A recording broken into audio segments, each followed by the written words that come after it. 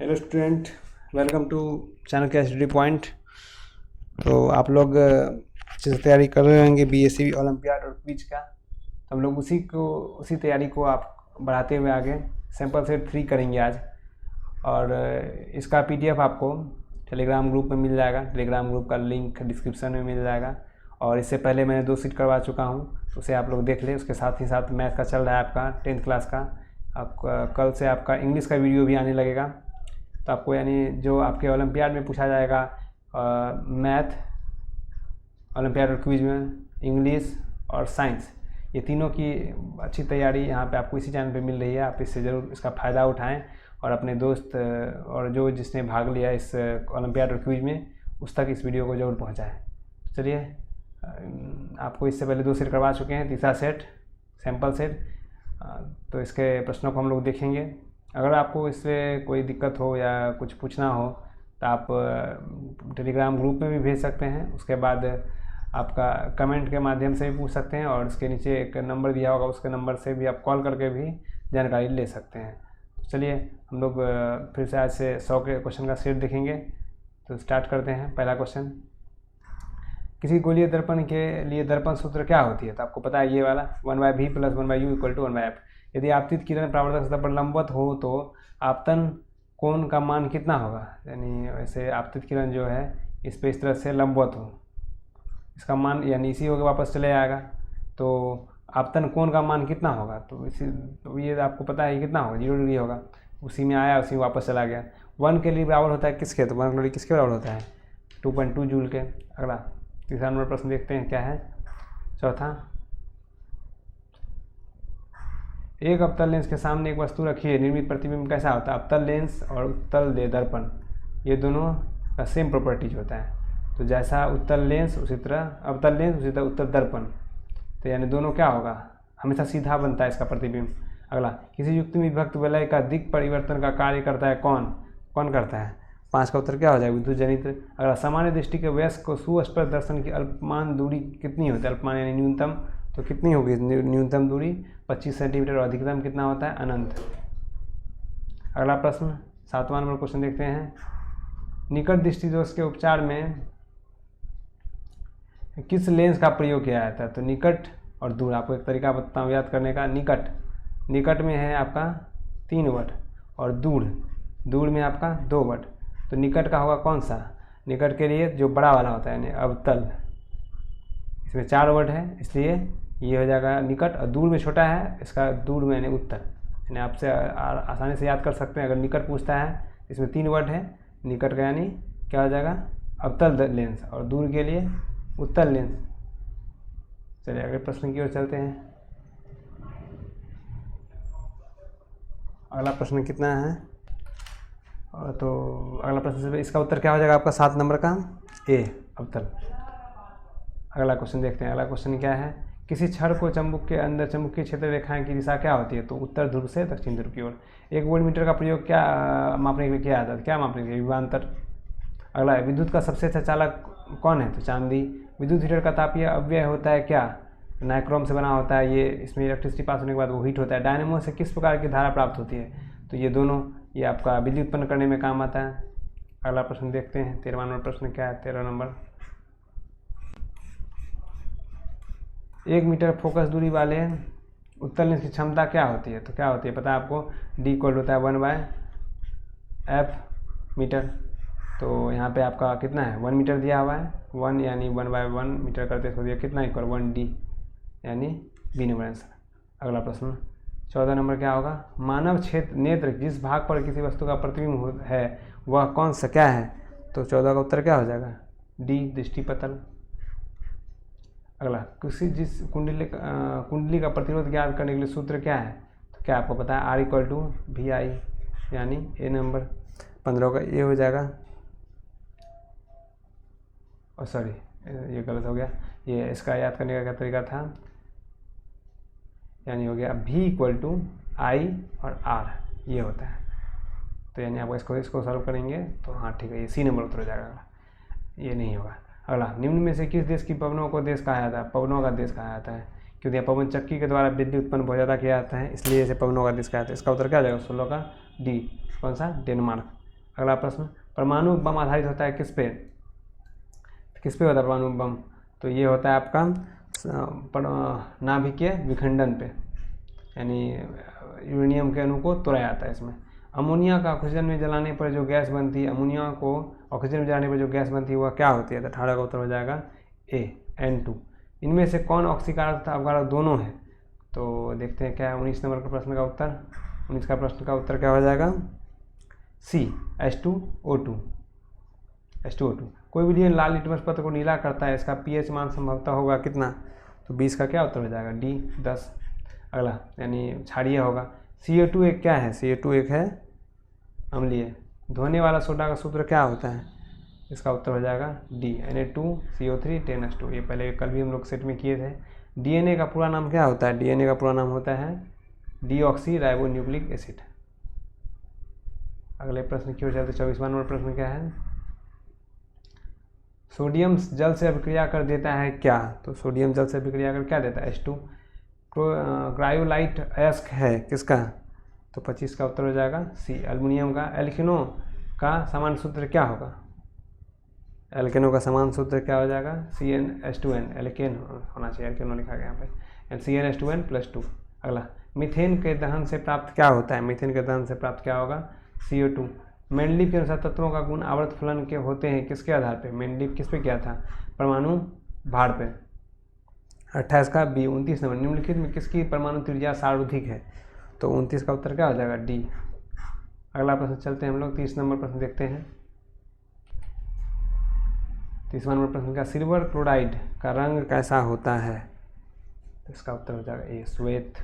अगला, उदासीन जल का pH मान 7 से कम एसिडिक यानी अम्लीय, 7 से ज़्यादा क्षारीय, 7 होता है उदासीन। निम्नलिखित में कौन सा एरोमेटिक हाइड्रोकार्बन है? तो कितना नंबर है? 32 का उत्तर क्या हो जाएगा? सी, C6H6 यानी बेंजीन जिसे बोला जाता है।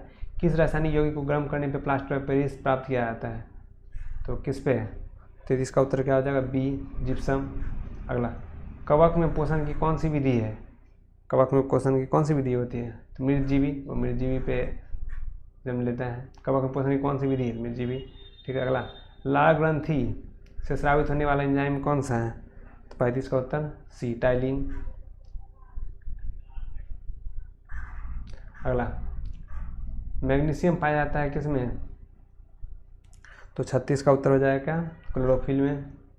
ATP का निर्माण होता है कहाँ पे? ATP का निर्माण कहाँ होता है? कोशिका द्रव और माइटोकॉन्ड्रिया दोनों में।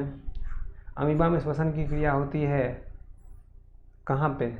शारीरिक सतह के द्वारा। हाँ ठीक है। अगला, पौधों के पत्तियों में पाए जाने वाले सूक्ष्म छिद्रों को क्या कहते हैं? तो स्टोमाटा। 39 का बी। 40 नंबर क्या है? लाल रुधिर कणिकाओं का जीवन काल कितना होता है? 40 का उत्तर क्या हो जाएगा? डी, 120 दिनों का। अगला प्रश्न चलते हैं 21 नंबर क्या है? ग्लोमेरुलस निर्माण होता है, तो 41 का उत्तर क्या हो जाएगा? सी, रुधिर कोशिकाओं द्वारा। रक्तदाब मापने वाले यंत्र क्या कहलाते हैं? रक्तदाब मापने वाले यंत्र कहलाते हैं क्या? C number, sphygmomanometer. मस्तिष्क में सोचने का केंद्र स्थित होता है कहाँ पे? 43 का उत्तर क्या हो जाएगा? डी, अग्र मस्तिष्क में।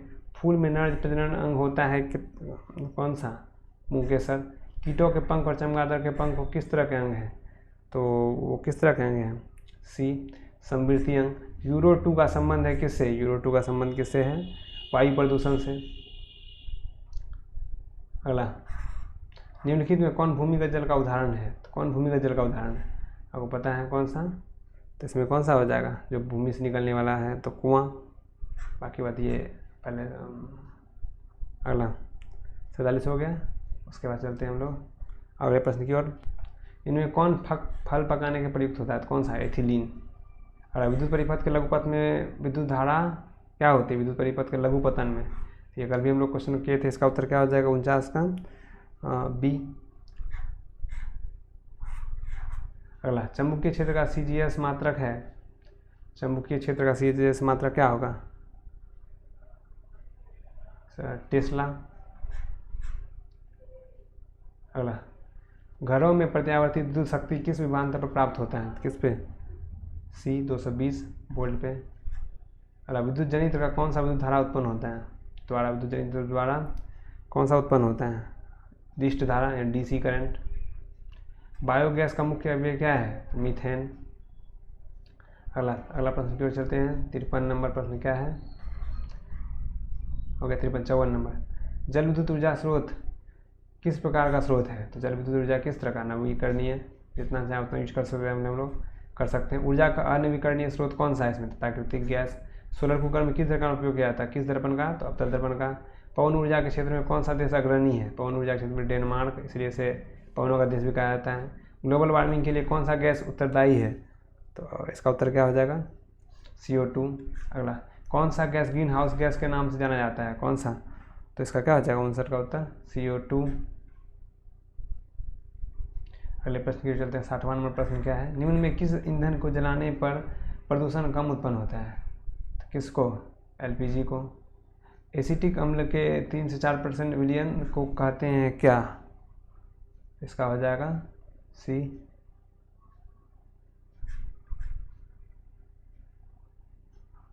अगला प्रश्न, समूह में ऊपर से नीचे आने पर परमाणु की साइज पर क्या प्रभाव होता है?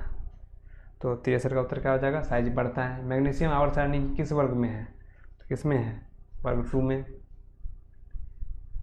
अगला प्रश्न देखते हैं। आधुनिक आवर्त सारणी में अक्रिय गैस का स्थान किस गैस के रूप में रखा गया? तो वर्ग 18 के रूप में। अगला 66 नंबर प्रश्न क्या है? एल्डिहाइड का सामान्य सूत्र क्या होता है? तो एल्डिहाइड का सामान्य सूत्र क्या होगा? तो 66 का उत्तर हो जाएगा क्या? CHO, जिसमें होता है लगा हुआ एल्डिहाइड CnH2n+1 CHO। कौन सा हाइड्रोकार्बन कमरे के ताप पर ठोस है? तो इसका उत्तर क्या हो जाएगा? 67 का D नंबर C20H42। निम्नलिखित में कौन उपधातु है? तो कौन उपधातु है? इसका उत्तर क्या हो जाएगा? Cu। अगला, कार्बन की संयोजकता कितनी होती है? कितनी होती है? 4, यानी होता है 2 और 4। बताइए हो गया 4। अगला प्रश्न, कौन लवण समुद्री जल में पाया जाता है? कौन सा लवण? तो 70 का क्या हो जाएगा? D NaCl। लवण का ही रूप है, इसलिए सभी शाकाहारी जीवित होते हैं कौन सा? प्राथमिक उपभोक्ता। ये पौधों को खाते से प्राथमिक उपभोक्ता होते हैं। अगले प्रश्न की ओर चलते हैं। 72वां नंबर, मानव में कितने लिंग गुणसूत्र होते हैं? तो कितने होते हैं? 72 का A2। क्वेश्चन में गुणसूत्र लिखा गया, यहाँ पे कुछ और होगा और क्वेश्चन कुछ ईयर है। अच्छा, फिर भी देख लीजिएगा आप लोग। कोशिका में जीन कहाँ अवस्थित होते हैं? तो कोशिका में जीन कहाँ अवस्थित होते हैं? केंद्रक में।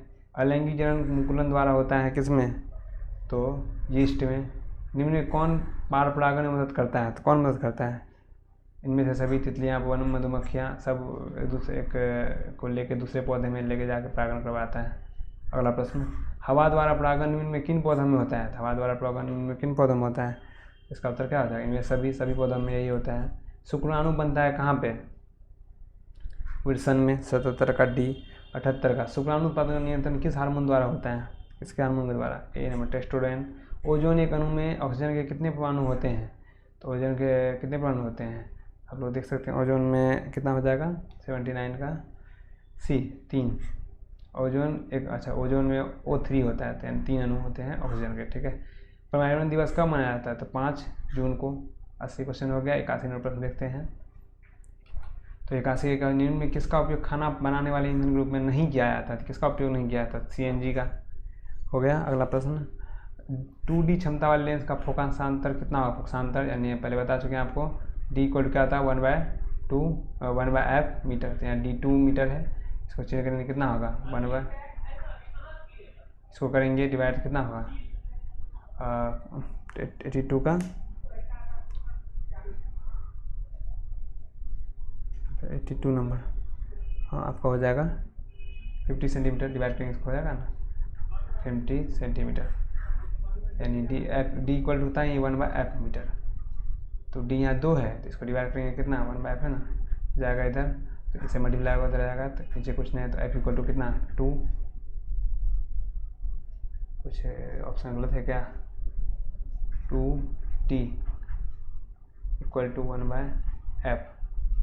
तो 1/f इधर मल्टीप्लाई होगा, sorry 2 equal to 1/f metre 2। हाँ ठीक है, F equal to 1/2 metre. 1/2 metre कितना होता है? 50 है ना। अगले प्रश्न की ओर चलते हैं। अगला प्रश्न क्या है, 83 63 83 नंबर। 1 एंगस्ट्रम का मान कितना होता है? तो 1 एंगस्ट्रम का मान कितना होगा? 10⁻⁻10 मीटर, ए नंबर। अगला, पवन विद्युत जनित्र में पवन ऊर्जा का चाल कम से कम कितनी होनी चाहिए? कम से कम कितना? 15 किलोमीटर पर आवर। उसके बाद अगला प्रश्न, निम्न में किस अणु में द्विबंधन नहीं है? इसमें द्विबंधन नहीं है, तो इसका उत्तर क्या हो जाएगा? कितना नंबर है ये? द्विबंधन अणु नहीं है, इसका उत्तर हो जाएगा NH4 में। यहाँ पे N के साथ 4 जुटा हुआ H, द्वि एक ही बंधन सब में। ओजोन के एक अणु में ऑक्सीजन की परमाणु संख्या कितनी? क्वेश्चन रिपीट हो गया फिर से, क्या? तीसरा। अगला प्रश्न देखते हैं। अगला प्रश्न क्या है, रासायनिक समीकरण जो दिया हुआ है इसमें कौन सा ऑक्सीकारक कौन अपकारक ये बताना है, तो इसका उत्तर क्या होगा? इसका उत्तर हो जाएगा Cl2 जो है क्या है? ऑक्सीकारक है। क्यों? तो ये क्या किया? Cl2 ऑक्सीकारक, हाँ ठीक है। अगला, किसी वस्तु का प्रतिबिंब आँख के जिस भाग पर पड़ता है उस पर क्या है? तो किस पे पड़ता है? रेटिना पे। पोटास एलम होता है क्या? पोटास एलम क्या होता है? तो एक द्विक लवण है। अगला, निम्नलिखित में सबसे प्रबल लवण कौन है? सबसे प्रबल लवण कौन है? NaCl, इस चारों में से। अगला, निम्न में कौन गंधीय सूचक नहीं है? कौन गंधीय सूचक नहीं है? इसका उत्तर क्या हो जाएगा? C नंबर, शकरकंद, इसमें कोई गंध नहीं होता है। अगला, लोहे की परमाणु संख्या कितनी होती है? लोहे की परमाणु संख्या कितनी होती है? 26। अगला, निम्नलिखित में सबसे अधिक अभिक्रियाशील हेलोजन कौन है? हेलोजन कौन है? ए नंबर, फ्लोरीन। अगला, समूह 17 के तत्व क्या कहलाते हैं? समूह 17 के तत्व क्या कहलाते हैं? Halogen group. अगला, निम्नलिखित में कौन एक दहन अभिक्रिया है? दहन अभिक्रिया क्या है? तो पेट्रोल का जलना हो गया, पेट्रोल का जलना। अगला, सिलिका क्या है? तो सिलिका क्या है? आपको पता है, सिलिका एक उपधातु है। अगले प्रश्न, आधुनिक आवर्त सारणी में क्षैतिज कतारों की संख्या कितनी है? तो 7। OH क्रियाशील मूलक है कौन? तो अल्कोहल, पहचान होता है OH। एल्डिहाइड श्रेणी का सामान्य सूत्र क्या होता है? तो एल्डिहाइड श्रेणी का सामान्य सूत्र क्या होता है? ये CHO वाला, यानी ए नंबर, CnH2n+1 COH। ये है एसिड का, कौन सा बोलते हैं इसको? कार्बोक्सिलिक एसिड, उसका ग्रुप का। ये अल्कोहल का है, सभी तो होगा नहीं। तो ये था 99 नंबर प्रश्न, एल्डिहाइड श्रेणी का ग्रुप का सामान्य सूत्र क्या है? तो CnH2n+CHO। तो ये थे आज के कुल 99 प्रश्न, यानी 100 प्रश्न लगभग। तो ये था सेट नंबर 3। तो आप लोग अच्छे से प्रैक्टिस करते रहें। अगर आपको अच्छा मार्क्स लाना है इसमें ओलंपियाड और क्विज में, जितना ज़्यादा हो सकता है MCQ का बहुत से ज़्यादा प्रैक्टिस करें, साइंस का, मैथ का और इंग्लिश का। आपको इस चैनल पूरा मदद कर रहा है इस चीज़ में, तो अच्छे से पढ़ाई करें और इसमें जो प्राइज़ मिलने वाला है और अपने माता पिता और स्कूल का नाम रोशन करें पूरे स्टेट लेवल तक पहुँच कर। चलिए, मिलते हैं अगले वीडियो में। धन्यवाद।